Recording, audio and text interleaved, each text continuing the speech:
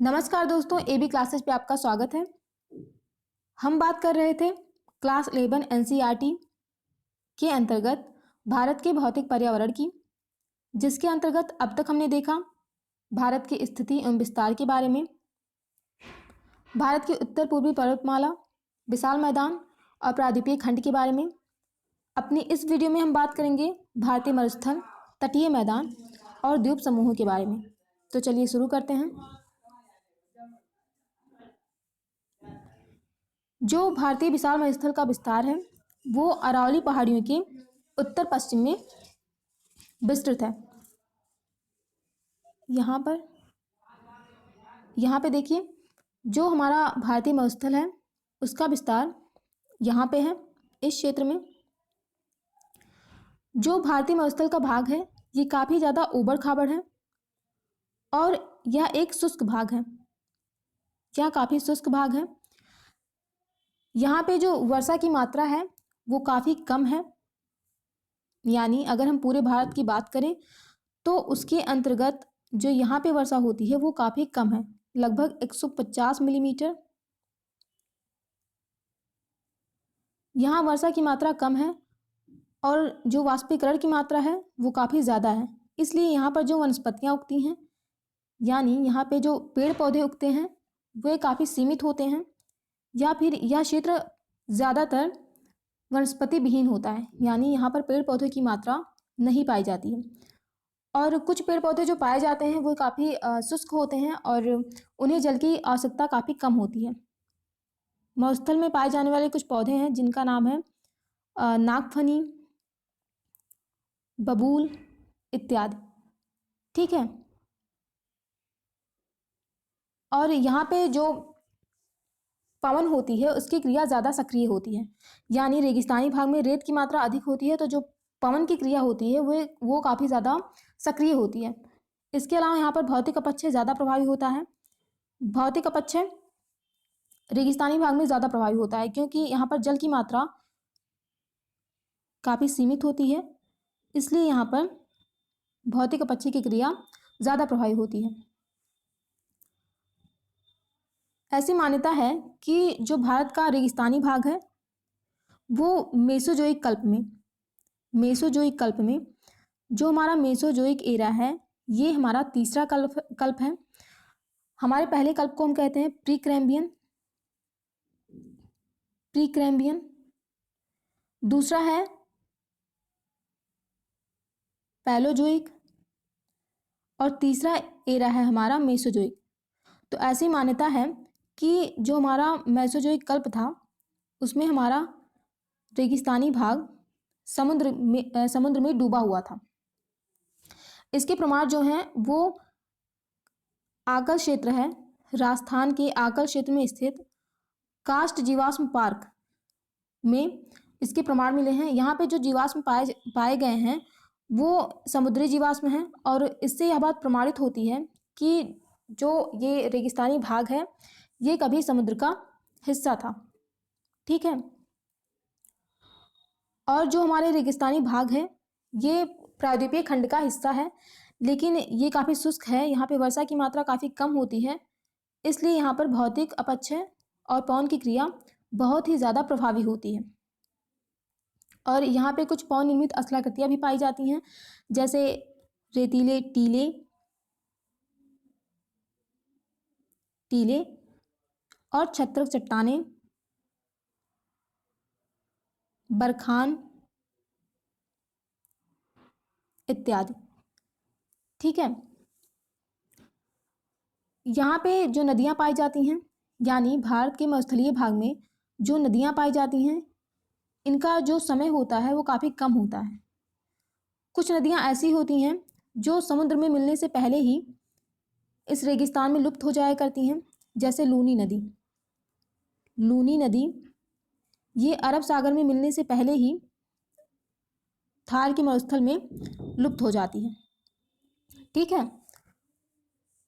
और यहाँ पर प्लाया झीलें पाई जाती हैं। प्लाया एक मरुस्थलीय झील होती है और इनका जो जल होता है काफ़ी खारा होता है। जो मरुस्थल में प्रवाहित होने वाली नदियाँ होती हैं वे मुख्यतः इन झीलों में जाकर मिल जाया करती हैं, और ये झीलें समुद्र से नहीं मिली होती हैं, इसलिए जो उनका जल होता है वो धीरे धीरे खारा हो जाता है और इन झीलों से नमक का उत्पादन किया जाता है। ठीक है, चलिए अब हम बात करेंगे भारत के तटीय मैदान के बारे में। भारत के तटीय मैदान को अगर हम इसकी स्थिति के आधार पर बांटें तो इसे मुख्यतः दो भागों में बांट सकते हैं। पहला हमारा हुआ पश्चिम तटीय मैदान, यानी यहाँ पे, और दूसरा हमारा हुआ पूर्वी तटीय मैदान, जो कि पूर्वी घाट के किनारे विस्तृत है। जो हमारा पश्चिम तटीय मैदान है ये एक जलमग्न तटीय मैदान का उदाहरण है। जलमग्न यानी इसका जो ज़्यादा क्षेत्र है वो महासागर में डूबा हुआ है और यह काफ़ी संकीर्ण है, यानी जो हमारा पश्चिम तटीय मैदान है ये काफ़ी ज़्यादा सकरा है।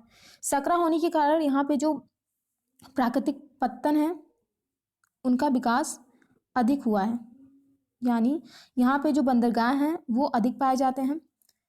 पश्चिम तटीय मैदान पर पाए जाने वाले कुछ प्रमुख बंदरगाह हैं जिन्हें हम देख लेते हैं।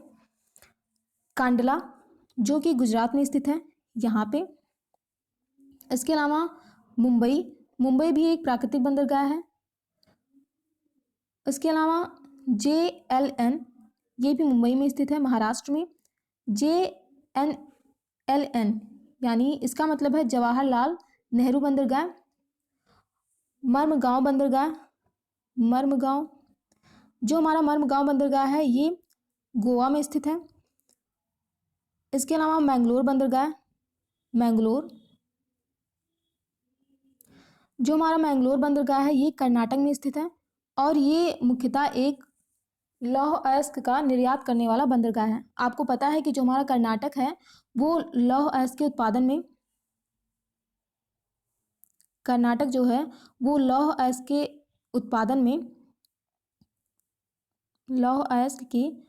उत्पादन में प्रथम स्थान पर है। और ये जो बंदरगाह है मैंगलोर, ये कर्नाटक में स्थित है, इसलिए यहाँ से लौह अयस्क का निर्यात जापान और ईरान जैसे देशों को किया जाता है। ठीक है, और यहाँ पर स्थित है हमारा कोचीन बंदरगाह। कोचीन भी एक प्राकृतिक बंदरगाह है, कोचीन, जो कि केरल के तट पर स्थित है। कोचीन बंदरगाह का जो सामरिक महत्व है वो काफ़ी ज़्यादा है। ठीक है, चलिए जो हमारा पश्चिम तटीय मैदान है इसका विस्तार गुजरात तट से लेकर यहाँ से और केरल के तट तक है। इसे यहाँ से यहाँ तक कई नामों से जाना भी जाता है, जैसे गुजरात में इसे कच्छ और काठियावाड़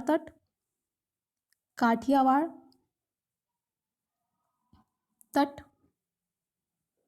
इसके अलावा इसे महाराष्ट्र में कोंकण तट, पश्चिम तटीय मैदान को महाराष्ट्र में कोंकण कहते हैं, कोंकण तट। कर्नाटक और केरल में, यानी यहाँ पर कर्नाटक और केरल में इस तटीय मैदान को हम मालाबार तट कहते हैं, मालाबार तट। ठीक है, चलिए यहाँ पे जो प्रवाहित होने वाली नदियाँ होती हैं, यानी जो पश्चिम तटीय मैदान में प्रवाहित होने वाली नदियाँ होती हैं, ये डेल्टा का निर्माण नहीं करती हैं।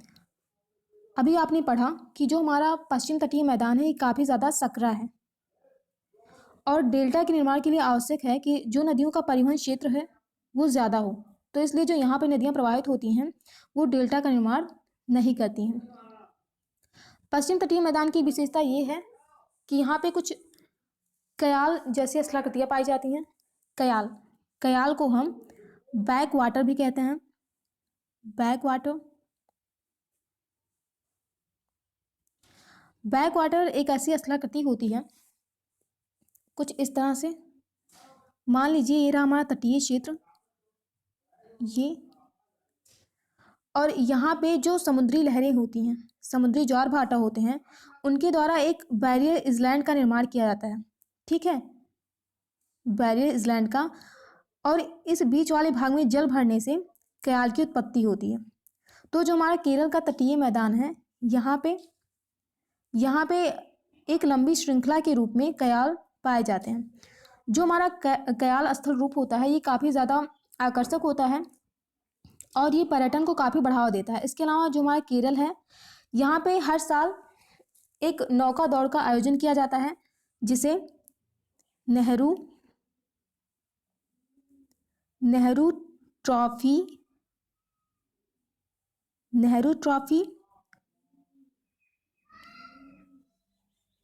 वलाम काली कहते हैं। ठीक है, नेहरू ट्रॉफी वलाम काली कहते हैं। और इस नौका दौड़ का आयोजन जो है वो पुन्नामदा कयाल पर किया जाता है। पुन्नामदा कयाल, यह कयाल हमारा केरल में स्थित है यहाँ पे। ठीक है, चलिए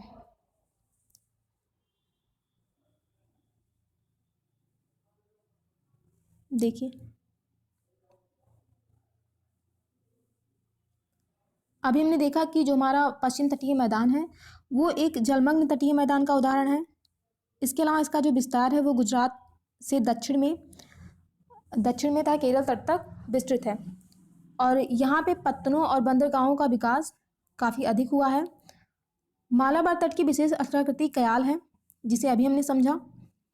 और कयाल जो है वो मछली पकड़ने और अंतःस्थलीय नौकायन के लिए प्रयोग किया जाता है। ठीक है, चलिए अब हम बात करते हैं पूर्वी तटीय मैदान की। जो हमारा पूर्वी तटीय मैदान है वो पश्चिम तटीय मैदान की तुलना में काफ़ी चौड़ा है और उभरे हुए तट का उदाहरण है। यानी जो हमारा पश्चिम तटीय मैदान है इसका जो तट है वो काफ़ी उभरा हुआ है।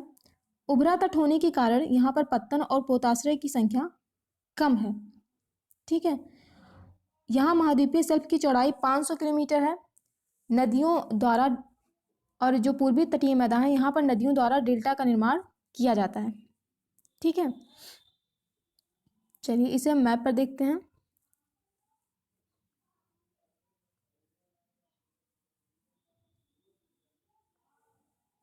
ये रहा हमारा पूर्वी तटीय मैदान। यहाँ पे इस तटीय मैदान में जो महाद्वीपीय शेल्फ है उसकी चौड़ाई लगभग 500 किलोमीटर है। 500 किलोमीटर। महाद्वीपीय शेल्फ किसे कहते हैं? मान लीजिए ये रहा हमारा स्थलखंड और ये रहा हमारा महासागर। यह भाग जहाँ पर जल होता है इसे हम महाद्वीपीय मग्न ढाल कहते हैं। मग्न महाद्वीपीय शेल्फ कहते हैं, यानी महाद्वीपीय मग्न तट। तो इसका विस्तार जो है वो पूर्वी तट पर अधिक है। ठीक है, कुछ प्रमुख बंदरगाह हैं जो हमारे पूर्वी तट पर भी पाए जाते हैं जिसे हम देख लेते हैं।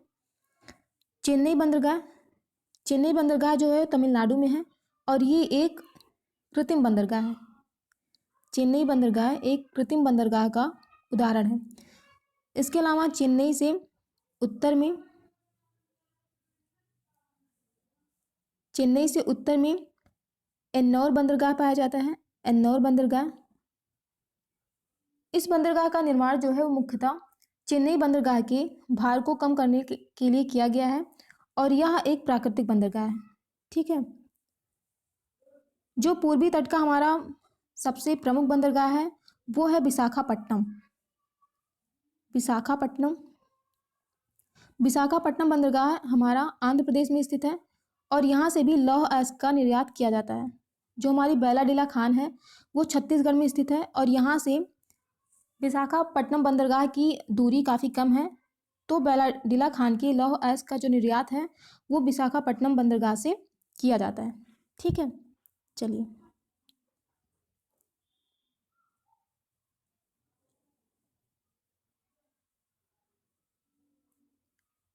अब हम बात करते हैं भारत के द्वीप समूहों के बारे में।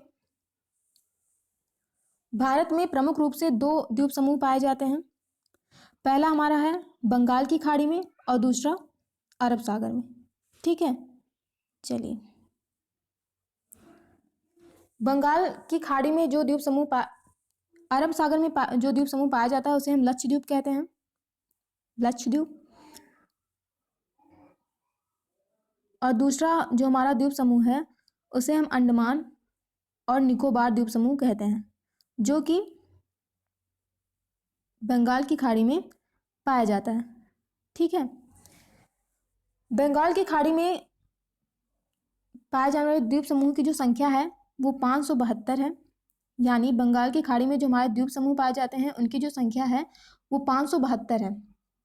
और इनका जो विस्तार है, यानी इनका जो अक्षांशीय विस्तार है वो 6 डिग्री उत्तर से 14 डिग्री उत्तर है।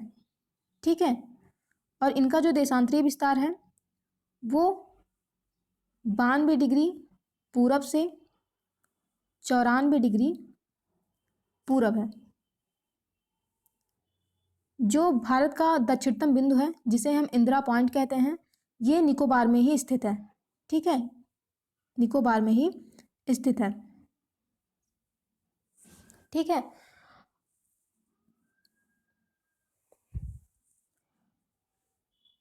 अंडमान निकोबार द्वीप समूह को हम दो भागों में बांट सकते हैं। उत्तरी भाग को हम अंडमान द्वीप समूह कहते हैं और दक्षिणी भाग को हम कहते हैं निकोबार द्वीप समूह। भारत का एकमात्र जो सक्रिय ज्वालामुखी है, सक्रिय ज्वालामुखी जिसे हम बैरन आइलैंड कहते हैं, बैरन आइलैंड, ये निकोबार द्वीप समूह में स्थित है। ठीक है, चलिए यहाँ पे हम यह देख लेते हैं कि कुछ प्रमुख पर्वत शिखर हैं जो कि अंडमान निकोबार द्वीप समूह में स्थित हैं। इसमें प्रमुख है सैंडल पीक, जो कि हमारा उत्तरी अंडमान में स्थित है यहाँ पे, और इसकी जो ऊंचाई है वो 738 मीटर है, 738 मीटर। मध्य अंडमान में स्थित पर्वत को हम कहते हैं माउंट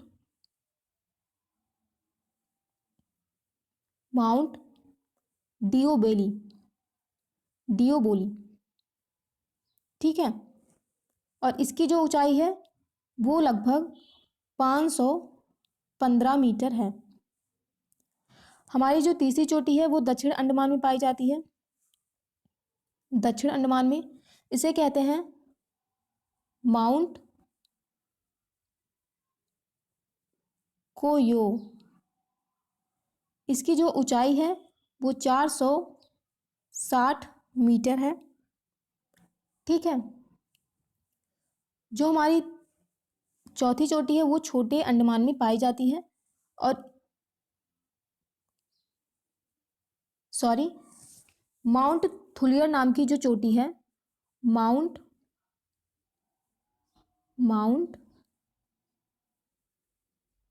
थुइलर, यह चोटी हमारे ग्रेट निकोबार में पाई जाती है। ठीक है, ग्रेट निकोबार में यह चोटी पाई जाती है और इसकी ऊंचाई लगभग 642 मीटर है। ठीक है, चलिए जो हमारे अंडमान निकोबार द्वीप समूह है, यहाँ पे जो वर्षा है वो संवहनीय प्रकार की पाई जाती है। संवहनीय प्रकार की वर्षा कहाँ पाई जाती है? भूमध्य रेखीय भाग में। ठीक है, तो यहाँ पे जो वर्षा है वो लगभग साल भर होती है, और अगर हम कोपेन के जलवायु वर्गीकरण के अनुसार देखें तो यहाँ पर एएफ प्रकार की जलवायु पाई जाती है। चलिए आगे देखते हैं।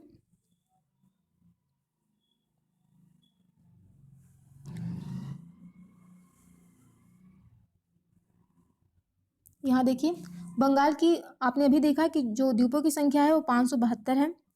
ये द्वीप जो है उनका विस्तार 6 डिग्री उत्तर से 14 डिग्री उत्तर और 92 डिग्री पूरब से 94 डिग्री पूरब के मध्य है।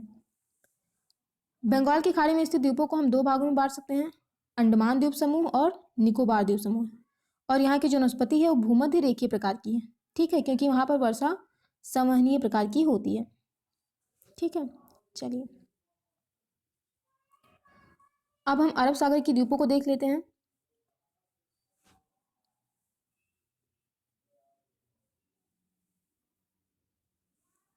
यहाँ पे अरब सागर में जो द्वीप पाए जाते हैं उन्हें हम लक्षद्वीप कहते हैं।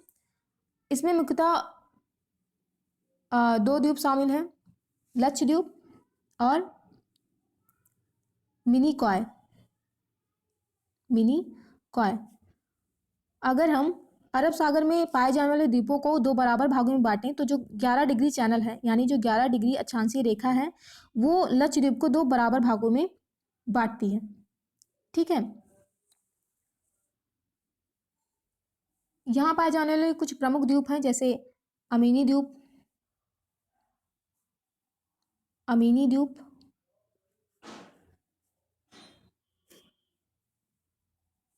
इसके अलावा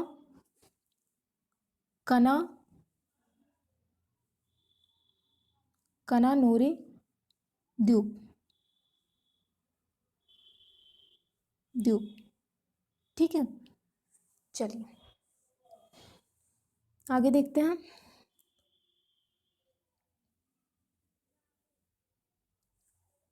इस तरह आपने देखा कि जो अरब सागर में पाए जाने वाले द्वीप हैं उनमें मुख्यतः लक्षद्वीप और मिनिकॉय द्वीप शामिल हैं।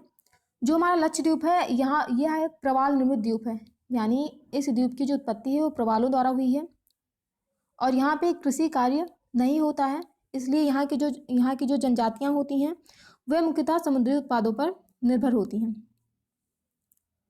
यह द्वीप जो है, इसका जो विस्तार है वो 80 डिग्री उत्तर से, सॉरी ये 80 नहीं है, 8 डिग्री उत्तर से 12 डिग्री उत्तर व 71 डिग्री पूरब से 74 डिग्री पूरब देशांतर के बीच है।